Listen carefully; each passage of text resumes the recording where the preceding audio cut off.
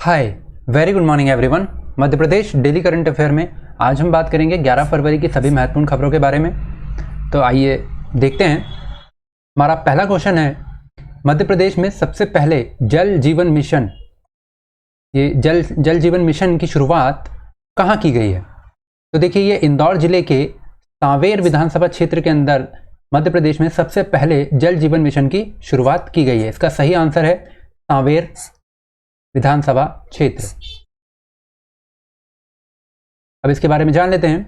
तो देखिए, सांवेर के ग्राम झलारिया, ये गांव का नाम आपको याद रखना है। गांव कौन सा है? गांव है आपका गांव झलारिया में 4 करोड़ 30 लाख रुपए के लगभग की इस योजना की शुरुआत के लिए तुलसी सिलावट ने भूमि पूजन किया है।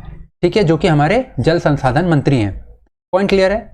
तो ये जल जीवन मिशन के अंतर्गत नल जल योजना, जो जल जीवन मिशन है, इसमें लक्ष्य क्या रखा गया है कि हर ग्रामीण क्षेत्र में घरों में नलों के द्वारा शुद्ध पानी पहुंचाना, इसका लक्ष्य रखा गया है। तो उसी योजना के अंतर्गत नल जल परियोजना की सबसे पहले शुरुआत मध्य प्रदेश के अंदर सांवेर के ग्राम झलारिया में की गई है। पॉइंट क्लियर है?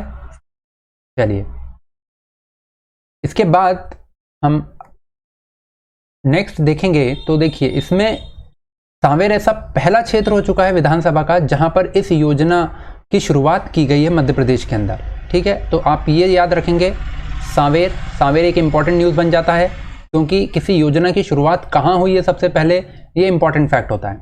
पॉइंट क्लियर है? नेक्स्ट देखेंगे हम। तो जो आपके जल संसाधन मंत्री हैं, उन्होंने बताया है कि जो केंद्र सरकार के द्वारा 132 करोड़ के लगभग 132 करोड़ 96 लाख रुपए की मंजूरी दी गई है नल जल योजना, जो है आपकी जीवन शक्ति जल जीवन मिशन के अंतर्गत, और उसमें से आपके 430 लाख के लगभग जो योजना है वो आपके सांवेर विकास खंड के अंतर्गत झलारिया गांव, अंबामूलिया गांव, बालिया खेड़ा गांव और हांसा खेड़ा गांव और पनोड़ा, इन जगह पर इस योजना की शुरुआत की गई है, जिसका भूमि पूजन जो है वो तुलसी सिलावट जी ने किया है। पॉइंट क्लियर है? नेक्स्ट क्वेश्चन की तरफ चलेंगे। तो नेक्स्ट क्वेश्चन है हमारा, नगरीय निकायों के अधिकारियों और कर्मचारियों की क्षमता संवर्धन और उन्हें तकनीकी सहयोग देने के उद्देश्य से नगरीय विकास एवं आवास विभाग द्वारा किसके साथ MOU साइन किया गया है? तो देखिए, ये जो नगरीय विकास एवं आवास विभाग है, इसके जो मंत्री हैं वो हैं हमारे श्री भूपेश सिंह, और इन्होंने IIM इंदौर, नगरीय विकास एवं आवास विभाग ने IIM इंदौर के साथ एक MOU साइन किया है, जिसका मेन लक्ष्य है तकनीकी सहयोग और कर्मचारियों की क्षमता संवर्धन। क्या है इस MOU का मेन लक्ष्य? क्षमता संवर्धन करना कर्मचारियों का और उन्हें तकनीकी सहयोग प्रदान करना। ठीक है, तो IIM इंदौर के साथ ये MOU साइन हुआ है। अब अगर हम बात करें IIM इंदौर की, तो उसके जो डायरेक्टर हैं वो हैं आपके हिमांशु राय। तो हिमांशु राय जी ने बताया है कि इस MOU का जो मेन लक्ष्य है वो उद्देश्य, उत्तरदायित्व और उत्कृष्टता पर कार्य करना है, और मध्य प्रदेश के शहरों का विकास क्रम को हम शिखर पर ले जाना चाहते हैं। ठीक है, साथ ही कैपेसिटी बिल्डिंग, जो कर्मचारी हैं उनकी कैपेसिटी बिल्डिंग करना, उनको और दक्ष बनाना तकनीकी क्षेत्र में, ये मेन इस MOU की उद्देश्य रखे गए हैं। अब यहाँ पर बात है ये IIM इंदौर की, तो हम बात कर लेते हैं। IIM इंदौर की स्थापना जो है वो आपकी हुई है 1996 में, ईयर याद रखेंगे। और अगर हम IIT इंदौर की बात करें तो ये 2009 में शुरू हुआ है। दोनों ही इंदौर शहर में है। इंदौर ऐसा एकमात्र शहर है जहाँ पर IIT और IIM दोनों स्थित हैं। ईयर याद रखेंगे, IIM 1996, IIT 2009 में। नेक्स्ट क्वेश्चन देखते हैं। नेक्स्ट क्वेश्चन है हमारा 36वीं जूनियर एथलेटिक्स प्रतियोगिता, राष्ट्रीय जूनियर एथलेटिक्स प्रतियोगिता में बालक एवं बालिका अंडर 18 वर्ग में 1500 मीटर की दौड़ में मध्य प्रदेश के किन 2 खिलाड़ियों ने स्वर्ण पदक जीता है? तो देखिए, ये जो आपकी राष्ट्रीय जूनियर एथलेटिक्स जो प्रतियोगिता है, ये हो रही है आपकी गुवाहाटी में। पॉइंट क्लियर है? कहाँ पर हो रही है ये आयोजित? गुवाहाटी में, जिसका अभी समापन हुआ है, आखिरी दिन था कल। तो यहाँ पर जो मध्य प्रदेश के 2 एथलेटिक्स खिलाड़ी हैं, इसका सही आंसर है आपका अर्जुन वास्कले और दूसरा बुशरा खान। इन्होंने बालक और बालिका कैटेगरी के अंदर 1500 मीटर दौड़ में स्वर्ण पदक हासिल किया है। पॉइंट क्लियर है। एथलेटिक्स अकादमी के खिलाड़ी अर्जुन वास्कले ने 1500 मीटर दौड़ में 3 मिनट 50.38 सेकेंड में पूरी कर मध्य प्रदेश को स्वर्ण पदक दिलवाया है। ठीक है। इसके बाद बालिका वर्ग की बात करें तो बालिका वर्ग में जो पदक दिलवाया है वो हैं बुशरा खान। बुशरा खान ने बालिका वर्ग की 18 उम्र अंडर 18 वाली प्रतियोगिता में 1500 मीटर दौड़ में 4 मिनट 53 सेकेंड के अंदर रेस पूरी करके मध्य प्रदेश को स्वर्ण पदक दिलवाया है। पॉइंट क्लियर है। नाम याद रखेंगे कौन? अर्जुन वास्कले और बुशरा खान। ठीक है, पॉइंट क्लियर। चलिए, अब इस प्रतियोगिता में जो मध्य प्रदेश का ओवरऑल प्रदर्शन रहा है वो रहा है 13 पदक जीते हैं मध्य प्रदेश ने। 13 पदकों में 7 स्वर्ण पदक, 3 रजत पदक और 3 कांस्य पदक। पदक तालिका याद रखेंगे, कितने पदक जीते हैं राष्ट्रीय एथलेटिक्स प्रतियोगिता में? 13 पदक, जिसमें से 7 स्वर्ण, 3 रजत और 3 कांस्य पदक। और इस प्रतियोगिता में एथलेटिक्स अकादमी के खिलाड़ियों ने अकेले एथलेटिक्स अकादमी की अगर बात करें तो कुल 7 पदक मध्य प्रदेश को प्रदान करवाए हैं। पॉइंट क्लियर है। अगर बात की जाए एथलेटिक्स अकादमी की तो कहाँ पर है ये भोपाल में है। ठीक है, अभी बात करेंगे और भी अकादमियों की। तो नेक्स्ट क्वेश्चन देखते हैं। नेक्स्ट क्वेश्चन है हमारा, अंतर्राष्ट्रीय शूटिंग प्रतियोगिता के लिए सिलेक्शन ट्रायल में किस खिलाड़ी ने प्रथम स्थान प्राप्त किया है? अभी देखिए, जो अंतर्राष्ट्रीय शूटिंग प्रतियोगिता ओलंपिक के लिए भी क्वालिफायर चल रहे हैं, तो उन क्वालिफायर में सिलेक्शन ट्रायल के लिए मध्य प्रदेश से 2 खिलाड़ियों ने पार्टिसिपेट किया और दोनों 2 खिलाड़ी जो हैं उन्होंने, एक ने प्रथम स्थान और दूसरे ने दूसरा स्थान प्राप्त किया। तो प्रथम स्थान प्राप्त करने वाली खिलाड़ी जो हैं वो हैं चिंकी यादव। ठीक है, किसने प्रथम स्थान प्राप्त किया है? चिंकी यादव ने। तो राज्य शूटिंग अकादमी की प्रतिभावान स्टार खिलाड़ी चिंकी यादव, नाम याद रखेंगे, चिंकी यादव ने जो सिलेक्शन ट्रायल चल रहे हैं उसमें प्रथम स्थान हासिल किया है। साथ ही अगर बात की जाए द्वितीय स्थान की, तो द्वितीय स्थान पर रहे हैं ऐश्वर्य प्रताप सिंह तोमर। मध्य प्रदेश के शूटिंग अकादमी के ही हैं ये। ऐश्वर्य प्रताप सिंह तोमर ने पुरुष वर्ग की 10 मीटर एयर राइफल स्पर्धा में, ठीक है, कौन सा स्थान हासिल किया है? दूसरा स्थान हासिल किया है। ये कितने अंक मिले हैं ये इतना इंपॉर्टेंट नहीं है। ठीक है, आपको स्थान याद रखना है। पहला स्थान चिंकी यादव, सेकंड स्थान आपका ऐश्वर्य प्रताप सिंह तोमर। दोनों ही शूटिंग अकादमी, मध्य प्रदेश की शूटिंग अकादमी के खिलाड़ी हैं। पॉइंट क्लियर है। अब बात आई है यहाँ पर अकादमियों की, तो अकादमी को थोड़ा सा स्टैटिक जीके देख लेते हैं। तो अगर बात की जाए हमारे विभिन्न अकादमियों की, तो उससे पहले हम बात करेंगे कि मध्य प्रदेश में खेल एवं युवा कल्याण विभाग की स्थापना कब की गई है? तो ये की गई है आपकी 1975 में, 1 अक्टूबर 1975 को। पॉइंट क्लियर है। ईयर याद रखेंगे, year is very important. Madhya Pradesh में खेल एवं युवा कल्याण विभाग की स्थापना कब की गई है? 1975 में। अब बात करें अगर अकादमियों की, तो देखिए, सबसे पहले आप मार्शल आर्ट अकादमी की बात करें तो इसकी स्थापना हुई है 2007 में। मार्शल आर्ट अकादमी की स्थापना 2007 में। शूटिंग अकादमी की आप बात करें, शूटिंग अकादमी की स्थापना 2007 में। क्लियर है। वाटर स्पोर्ट्स अकादमी की अगर आप बात करें तो ये भी 2007 में ही स्थापित हुई है। इक्वेस्ट्रियन अकादमी की अगर बात करें तो ये भी 2007 में। पुरुष हॉकी अकादमी की बात करें ये भी 2007 में। और एथलेटिक्स अकादमी जिसकी अभी बात की, जिसके 2 प्लेयर, ठीक है, एक वास्कले और दूसरा बुशरा खान, ये 2016 में स्थापित हुई है। 2007 में नहीं, 2016 में। ठीक है, ये इंपॉर्टेंट है, करंट में न्यूज़ में भी चल रहा है। शूटिंग इंपॉर्टेंट है क्योंकि न्यूज़ में भी है। ये 2007 में और ये 2016 में एथलेटिक्स अकादमी की अगर बात करें तो। अब ये सारी अकादमी जो हैं 6 अकादमी भोपाल शहर में स्थित हैं। पॉइंट क्लियर है, एकदम बिल्कुल क्रिस्टल क्लियर होना चाहिए। ये सारी अकादमियां कहाँ हैं? भोपाल के अंदर। ठीक है।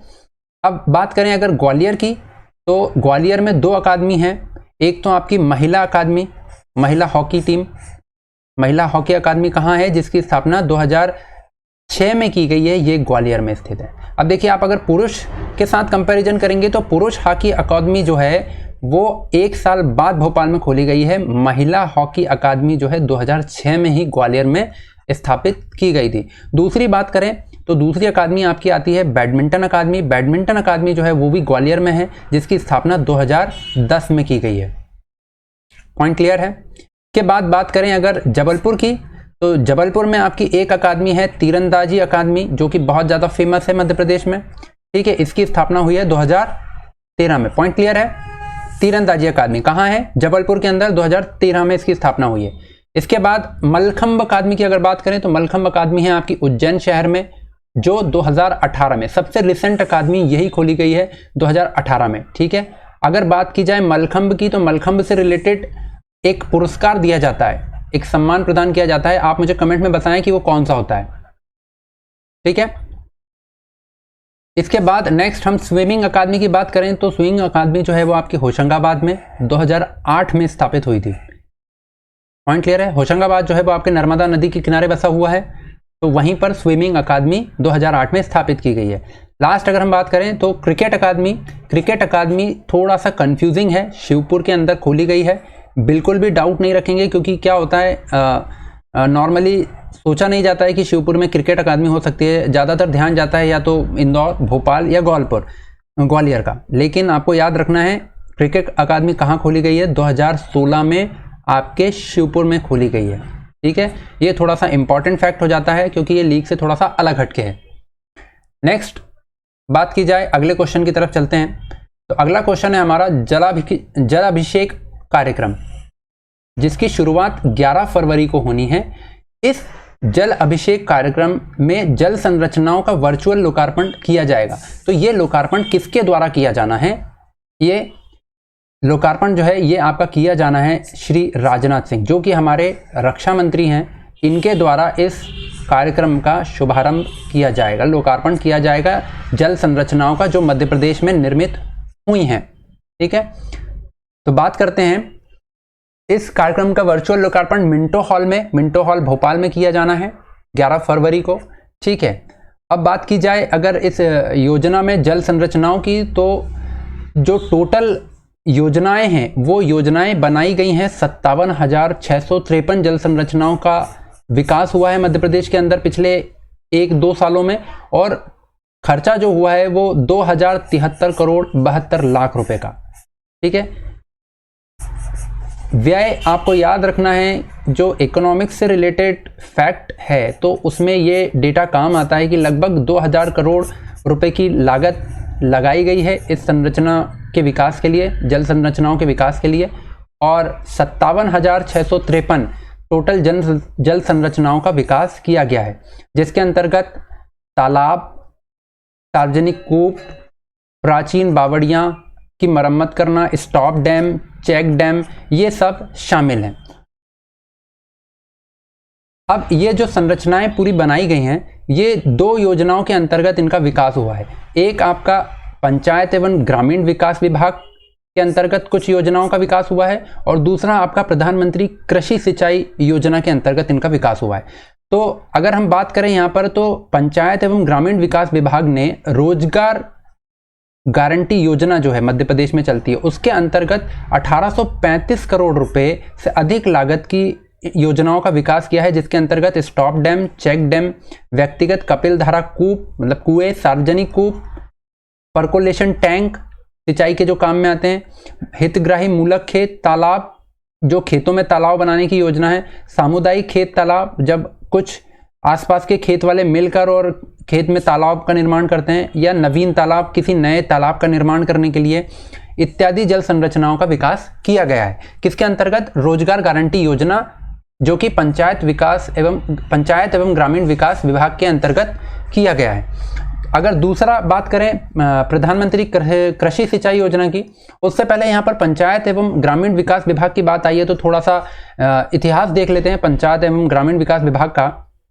तो देखिए 73वां संविधान संशोधन जो है वो भारत सरकार द्वारा किया गया 1992 में। उसके तहत मध्य प्रदेश में पंचायती राज अधिनियम लाया गया 1993 में, जिसको लागू किया गया 25 जनवरी 1994। कंफ्यूज नहीं होंगे, बहुत सारी किताबों में ये डेट गलत दी हुई है। ये डेट जो है 25 जनवरी 1994 को इसको लागू किया गया है, ऑफिशियल साइट पे मेंशन्ड है ये, ठीक है। 25 जनवरी 1994 को लागू किया गया मध्य प्रदेश में पंचायती राज अधिनियम। अगर पंचायती राज संचालनालय की बात करें, संचालनालय की, तो इसका जो संचालनालय है ये पंचायती राज एवं ग्रामीण विकास विभाग के अंतर्गत इसकी स्थापना 6 दिसंबर 2007 में की गई है। ईयर याद रखेंगे कब की गई है, 2007 में। किसकी? पंचायत राज संचालनालय की, ठीक है। और अगर ग्रामीण विकास एवं युवा नेतृत्व, ये एग्जाम में बहुत पूछा जाता है, संजय गांधी युवा नेतृत्व एवं ग्रामीण विकास प्रशिक्षण संस्थान, या सिंपल पूछ लेते हैं ग्रामीण विकास प्रशिक्षण संस्थान, इतना आगे का हटा देते हैं और पूछते हैं कि कहाँ पर है, तो ये है आपका पचमढ़ी। पचमढ़ी मतलब आपका होशंगाबाद जिला, ठीक है, होशंगाबाद जिले में स्थित है ये, और इसकी स्थापना हुई है 1980 में। ईयर याद रखना बहुत ज़्यादा जरूरी है, कब की गई है इसकी स्थापना? 1980 में। ग्रामीण विकास प्रशिक्षण संस्थान या संजय गांधी युवा नेतृत्व एवं ग्रामीण विकास प्रशिक्षण संस्थान की। पॉइंट क्लियर है? इसके बाद नेक्स्ट उस पर मूव करें तो नेक्स्ट है कि मैंने बताया 2 योजनाओं के अंतर्गत जल संरचनाओं का विकास किया गया है। पहली हमने देख ली पंचायत राज एवं ग्रामीण विकास के अंतर्गत रोजगार गारंटी योजना में जल संरचनाओं का विकास हुआ। सेकंड मैंने बताया कि प्रधानमंत्री कृषि सिंचाई योजना के अंतर्गत विकास किया गया है। तो इस योजना के अंतर्गत 237 करोड़ रुपए की लागत से जल संरचनाओं का विकास हुआ है, जिसमें खेत तालाब, पर्कोलेशन तालाब, चेक डैम, स्टॉप डैम इत्यादि का निर्माण कराया गया है। पॉइंट क्लियर है? तो जल अभिषेक कार्यक्रम की शुरुआत मध्य प्रदेश में किसके द्वारा की जानी है? राजनाथ सिंह के द्वारा। नेक्स्ट देखें तो देखिए एक इंपॉर्टेंट न्यूज़ है, उच्च दाब बिलिंग सॉफ्टवेयर से HT बिलिंग शुरू की। उच्च दाब मतलब जहां पर हाई पावर सप्लाई की ज़रूरत होती है, ठीक है ना, पावर सप्लाई के ऊपर बहुत ज़्यादा प्रेशर होता है। और दूसरा HT बिलिंग मतलब हाई ट्रांसमिशन लाइन की जो बिलिंग होती है, उसके लिए ऑनलाइन बिलिंग की सेवा मध्य प्रदेश विद्युत वितरण कंपनी द्वारा शुरू की गई है, ठीक है। इसके बारे में फैक्ट ये है कि मध्य प्रदेश मध्य क्षेत्र विद्युत वितरण कंपनी भोपाल के सूचना प्रौद्योगिकी अनुभाग द्वारा उच्च दाब न्यू जनरेशन बिलिंग सॉफ्टवेयर का क्रियान्वयन सफलतापूर्वक किया गया है। इस सॉफ्टवेयर के माध्यम से लगभग 7,800 उच्च दाब उपभोक्ताओं को बिलिंग की जा सकेगी। नेक्स्ट फैक्ट देखें तो तीनों वितरण कंपनी जो है, मध्य क्षेत्र विद्युत वितरण कंपनी, पूर्व क्षेत्र विद्युत वितरण कंपनी और पश्चिम क्षेत्र विद्युत वितरण कंपनी में इस योजना को लागू किया गया है, जो बिलिंग सॉफ्टवेयर योजना जो है। और इस बिलिंग प्रणाली के उपयोग से एक और जहां कंपनी को सालाना करोड़ों रुपए की बचत होगी। बचत कैसे होगी कि पहले कंपनी को बिलिंग के लिए वहां पर जाना पड़ता था किसी को, या मतलब इंफ्रास्ट्रक्चर इतना ज़्यादा वो होता था डेटाबेस मेंटेन करने के लिए, तो उस चीज़ की बचत होगी। दूसरा, तकनीकी परिवर्तन अगर कुछ करना हो तो किसी बाह्य कंपनी पर आश्रित नहीं रहना पड़ेगा, ठीक है। अब खुद ही आप टेक्निकली इन्हांस्ड हो गए हो, इम्प्रूव हुए हो, तो आपको किसी बाहरी कंपनी की मदद नहीं लेनी पड़ेगी। साथ ही अन्य कार्यों जैसे कि वार्षिक टैरिफ रिकॉर्ड बनाना, ठीक है ना, और अन्य नियामक एवं शासकीय अनुपालन तय सीमा में किए जा सकेंगे।